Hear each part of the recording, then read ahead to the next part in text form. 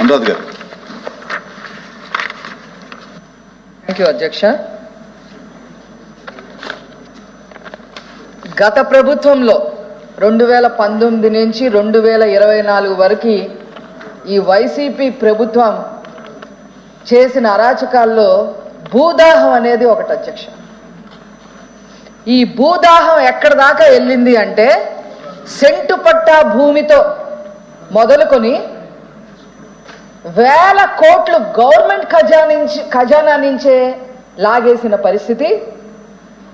14 లక్షల ఎకరాల పైన బడుగు బలహీన వర్గాల అసైన్ భూములు లాక్కున్న దగ్గర నుంచి ఇప్పుడు ఈ ల్యాండ్ టైటిలింగ్ యాక్ట్ పేరుతో ఒక రాక్షస చట్టం తీసుకొచ్చే వరకు వీళ్ళ భూదాహం ఆగలేదు అధ్యక్ష.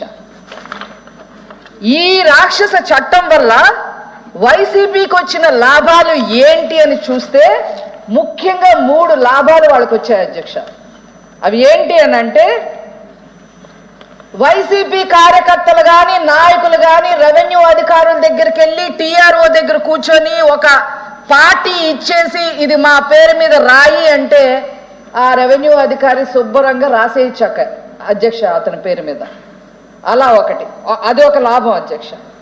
రెండోది, ఏవైతే నిజమైన పత్రాలు ఉన్నాయో, అసలు డాక్యుమెంట్స్ పేద ప్రజల యొక్క ఆస్తులు ఏవైతే ఉన్నాయో ఆ పట్టాలన్నీ తాకట్టు పెట్టేసుకొని ఎంత తప్పైనా తీసుకొచ్చేయడానికి ఒక పన్నాగం పన్నారు అధ్యక్ష. ఎందుకంటే 15 సంవత్సరాల పాటు మా ఆంధ్ర రాష్ట్రంలో అందరూ తాగుబోతులు తాగుతానే ఉంటారు అని చెప్పి ఆల్రెడీ తాగుబోతులను కూడా తాకట్టు పెట్టి అప్పులు తీసుకొచ్చిన బాపతి ఈ వైసీపీ ప్రభుత్వం అధ్యక్ష. కాబట్టి ఈ ఆస్తి కాగితాలను కూడా తాకట్టు పెట్టి ఏదైనా చెయ్యాలి అనే ఉద్దేశం వైసీపీ ప్రభుత్వం చేసింది అధ్యక్ష, గత వైసీపీ ప్రభుత్వం. ఇంకో 3వ లాభం ఏంటి అంటే,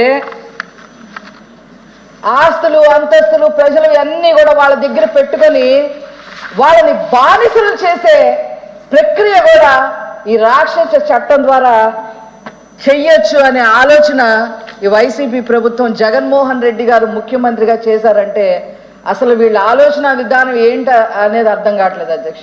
ఈ మాఫియా ఏంటనేది కూడా అర్థం కావట్లేదు అధ్యక్ష. ఇప్పుడు అనిపిస్తుంది మాఫియా దావూద్ ఇబ్రహీం అతనే బట్టరేమో ఏదకన్నా అని అనిపిస్తుంది అధ్యక్ష. ఆ రకంగా ఈ భూ చట్టాన్ని తీసుకొచ్చి ప్రజల్ని అన్ని రకాలుగా నాశనం చేసే ప్రయత్నం చేశారు అధ్యక్ష.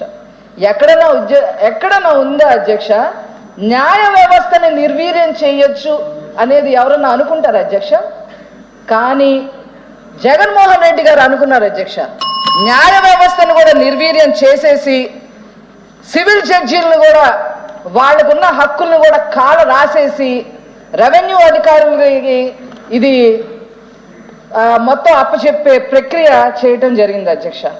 అసలు వీళ్ళకి చట్ట విరుద్ధంగా చేశారు అధ్యక్ష.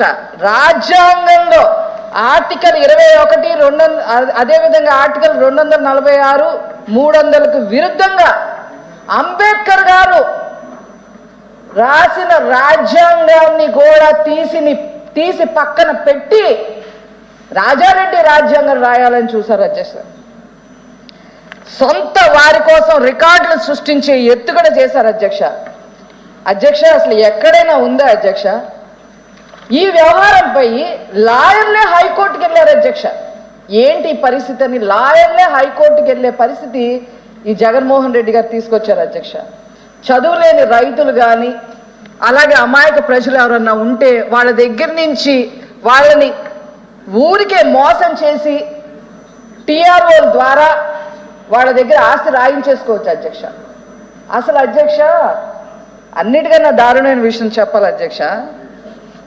ఒక ఆస్తి మన తండ్రో తల్లో అక్కో ఎవరో ఒకళ్ళు భర్తో ఎవరో ఒకళ్ళు ఇస్తారు అధ్యక్ష.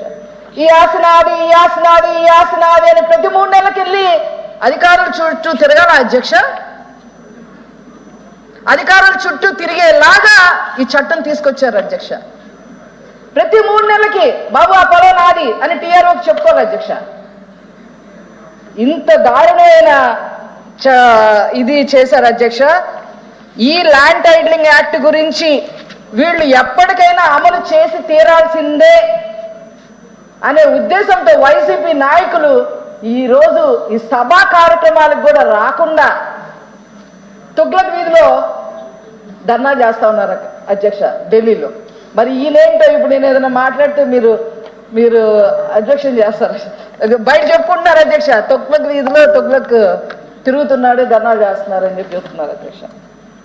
కాబట్టి ఈ యొక్క చట్టాన్ని రద్దు చేస్తూ ముఖ్యమంత్రి గారు మొదట 5 సంతకాల్లో ఇదొక సంతకం చేసి ఈరోజు అది బిల్లు రూపాయన ఇక్కడ తీసుకొచ్చి దీన్ని రద్దు చేసినందుకు ఈ శాసనసభ ద్వారా వారికి ప్రత్యేకంగా ధన్యవాదాలు తెలియజేస్తూ నేను సెలవు తీసుకుంటున్నాను అధ్యక్ష. థ్యాంక్ యూ అధ్యక్ష.